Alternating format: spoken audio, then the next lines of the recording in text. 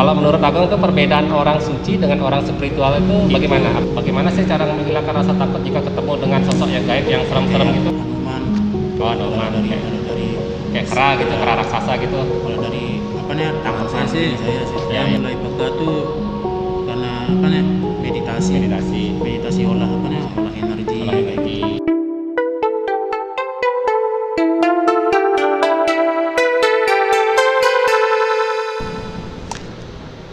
Halo, bertemu lagi dengan saya Gus Caka dalam channel Jericho 1111. Kali ini kita akan membahas tentang beberapa konsep atau pengalaman spiritual dari sahabat saya. Namanya Agung Dio. Kebetulan beliau juga adalah seorang spiritual dan biasa mengalami atau kejadian-kejadian mistis dalam kehidupannya sehari-hari. Maaf, udah beberapa bulan saya tidak pernah upload atau membuat konten tentang spiritual. Kali ini ada beberapa konten pastinya. Sekarang saya ingin bertanya kepada Agung. Yang pertanyaan pertama atau perkenalan diri aja dulu. perkenalan nih Bi. Ya. Ya perkenalkan Bi, nama lengkap dia. Ya, salam lengkap. Nama lengkap Gusti Agung Bagus Widya Pratama. Biasanya akrab panggil kalau siang Agung, kalau malam Widya. Lebih Widya. agak pemayu. Kalau di rumah Bang Dio biasanya. Itu aja sih Bi, untuk perkenalan. Pertanyaan pertama dari saya, bagaimana cara menghilangkan rasa takut jika Agung itu ketemu dengan sosok yang sangar gitu ya, dalam bentuk gaib atau yang serem-serem gitu kan. Agungnya kan lumayan punya pengalaman spiritual juga. Kira-kira gimana untuk cara menghilangkan rasa takut? Pasti banyak penonton atau banyak yang melihat kepo, bagaimana sih cara menghilangkan rasa takut jika ketemu dengan sosok yang gaib yang serem-serem gitu? Sekarang ini Boleh pengalaman biar bisa. biar enak. Jadi kalau sebenarnya sih takut itu cuma dari pikiran aja sih. Kalau memang dari pikiran sudah didoktrin, wah kalau melihat ini pasti serem nih, serem gitu. Tapi sebenarnya kalau mau dilihat lagi kan mereka juga sama gitu seperti kita, cuma tempat tinggal ataupun dimensinya aja yang berbeda gitu. Ya. Jadi kalau dari saya pengalaman sih, ya kadang ada juga sih takut kalau memang energinya yang di sana itu lebih besar gitu daripada kita, terutama kalau yang memang menguasai di suatu wilayah gitu kan, atau seperti rajanya lah. Ya. Itu pasti ada rasa takut tersendiri gitu. Tapi kalau memang yang biasa ketemu di jalan itu ya anggap aja lah seperti orang biasa gitu. Anggap kayak manusia yang sering kita lihat gitu. Karena kita sama-sama diciptakan oleh Tuhan, mungkin Ada dalam energi wujud yang Tuhan berbeda di sana ya. juga. Walaupun memang bisa dibilang makhluk itu di kelas bawah ataupun kelas menengah, ya tetap aja energi Tuhan itu ada di sana. Jadinya enggak perlu ditakuti lah. Gitu. Sama seperti ya manusia normal. Kalau memang niat kita jahat ya pasti dia juga jahat. Kalau memang kita baik ya dia baik, itu welcome tanpa ada gangguan sedikit pun.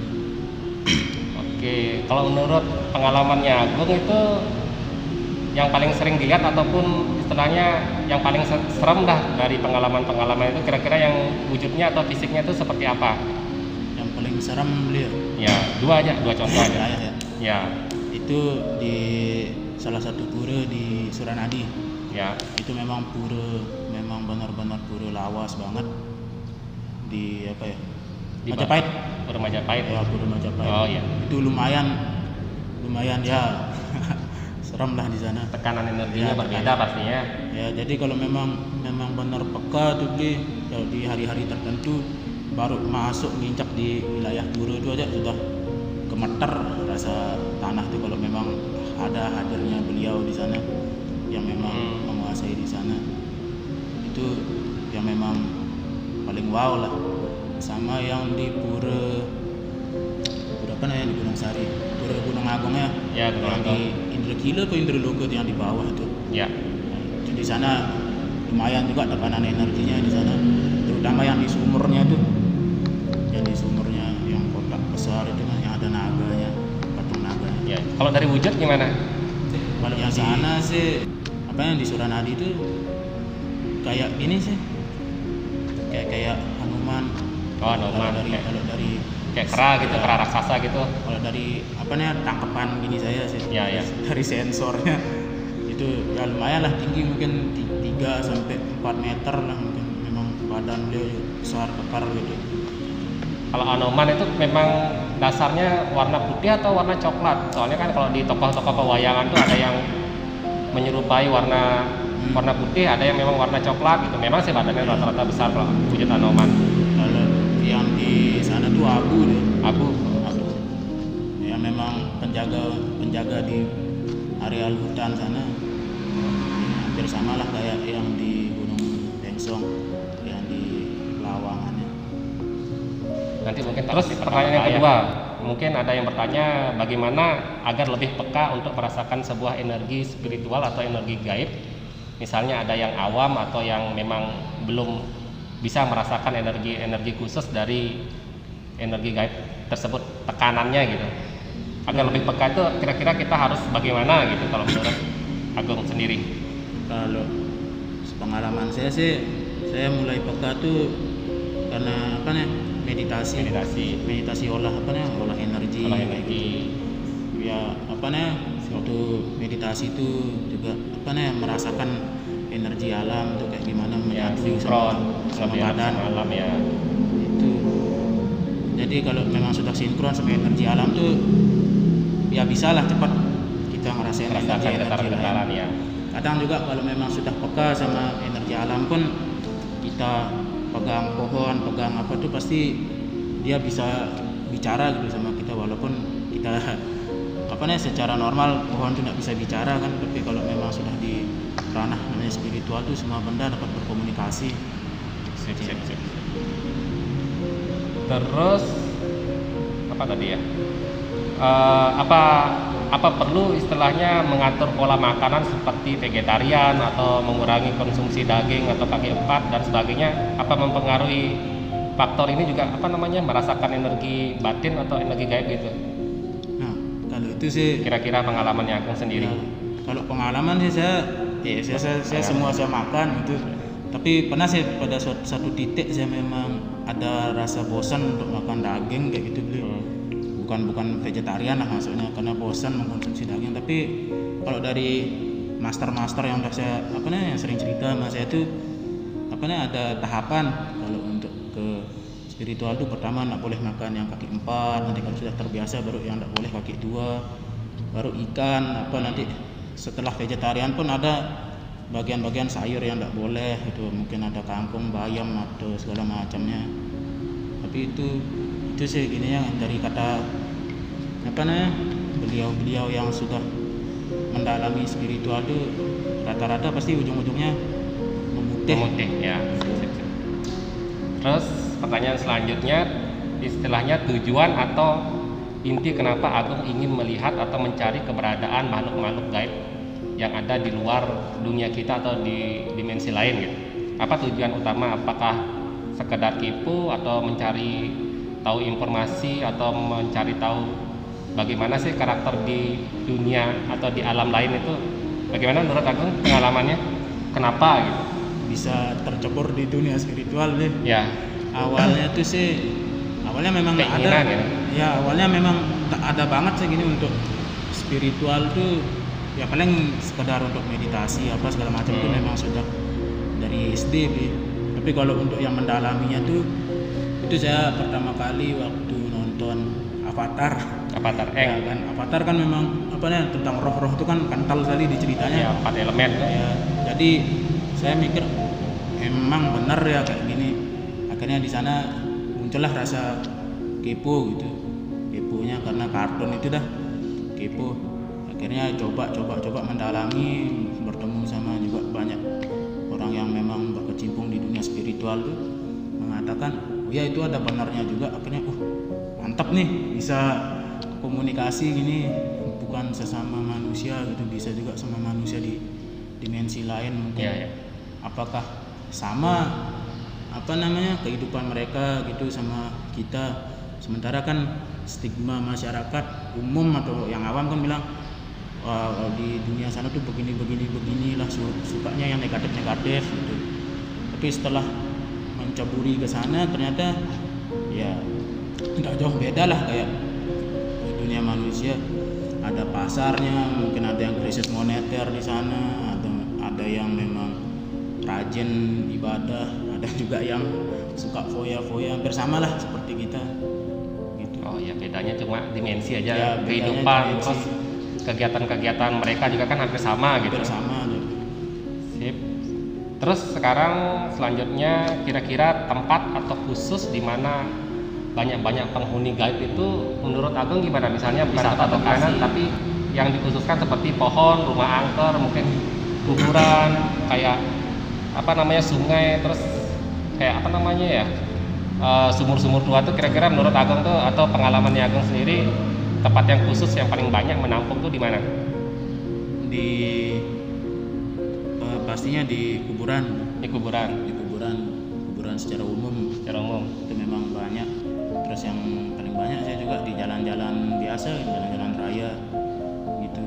Makanya orang tua zaman dulu kan bilang nggak boleh keluar jam 12 siang sama jam 6 sore tepat. Soalnya kan di sana masa jam transisinya gitu, yang dari dimensi sana kan pertabrakan sama dimensi yang sekarang, jadinya rawan kecelakaan karena kita nabrak yang nggak kelihatan kan. Iya. Ada apa yang memang paling banyak sih yang di jalan-jalan gini, soalnya kan juga dia tidak juga melihat. buat rumah di sana, Ya. kita nggak bisa ngelihat, dia pun nggak bisa ngelihat. Tapi kebetulan karena dimensinya tabrakan gitu jadi satu, jadinya secara nggak sengaja mungkin kita bisa nyerempet apa gitu, atau mungkin ada yang hobinya kencing sembarangan kan, contohnya kencing di rumahnya kayak gitu. Itu bisa aja sih, paling banyak tuh di jalan. Berarti intinya kita harus sopan santun dimanapun kita berada, Ya. juga harus tetap berdoa, Ya. izin. Soalnya banyak juga kejadian ya, seperti itu, kita juga nggak bisa ngelihat makhluk gaib secara nyata, secara kasat mata, jadinya sedikit tidaknya kita harus sopan, izin, dan tetap bilang permisi gitu. Satu lagi sebelum pertanyaan terakhir, kalau menurut Agung itu perbedaan orang suci dengan orang spiritual itu bagaimana? Apakah itu sama atau ada perbedaan tersendiri? Atau mungkin orang suci bisa disebut orang spiritual atau orang spiritual bisa juga disebut orang suci, atau gimana konsepnya untuk Agung sendiri? Berat kayaknya nih deh. Tapi kalau dari saya beli kata suci itu kan itu dari diri kita sendiri, maksudnya kita yang mengatakan ya. orang itu suci.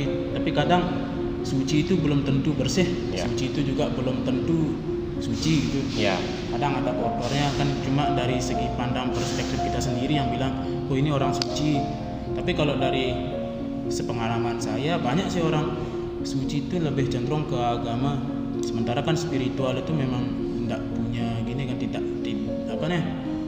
terbatas oleh keyakinannya agama. keyakinannya kuat untuk ke arah yang Terbatas berbeda. saja untuk ke yang maha tunggal. Ya, Sementara kan agama kalau dari saya itu kan untuk bagi teman-teman yang mungkin tingkat spiritualnya masih di bawah gitu, makanya perlu suatu pedoman lah untuk ini. Kalau sudah namanya spiritual kan itu semua tentang rasa, soalnya kalau dari saya semua untuk itu tentang rasa, gimana caranya untuk lebih peka terhadap sekitar, lebih peka terhadap semua ciptaannya, ya cahaya, alam cahaya. semesta dan keseluruhan apa yang diciptakan oleh Tuhan gitu ya. Peka terhadap cahaya ilahinya lah, seperti itu. Jadinya kita tidak berpedoman terhadap teori atau buku ataupun kitab, tapi kita harus mengerti, menjalani secara praktek apa yang harus kita kerjakan untuk menebar kebaikan dan energi positif. Terus sebelum kita akhiri, apa ada ini masukan terakhir untuk bagaimana penonton untuk menjalankan kehidupan spiritual, atau bagaimana model saran-saran ke depan agar tidak tersesat atau terjerumus ke yang sifatnya negatif dari spiritual itu? Simpel aja. Sarannya harus cari guru yang memang benar-benar gini, yang benar-benar berpengalaman gitu. Bukan guru yang belajar dari teori aja, tapi Iya. yang benar Dari pernah pengalaman. menjalankan kegiatan spiritual tersebut? Soalnya kan guru sekarang bukannya membimbing muridnya ke cahaya tapi kegelapan sekarang mungkin. Oke, sip. Banyak seperti itu. Cukup? Mungkin bisa. Ya, demikian pengalaman dari Agung. Kita ketemu di next video selanjutnya dengan narasumber yang berbeda pastinya. Oke, terima kasih.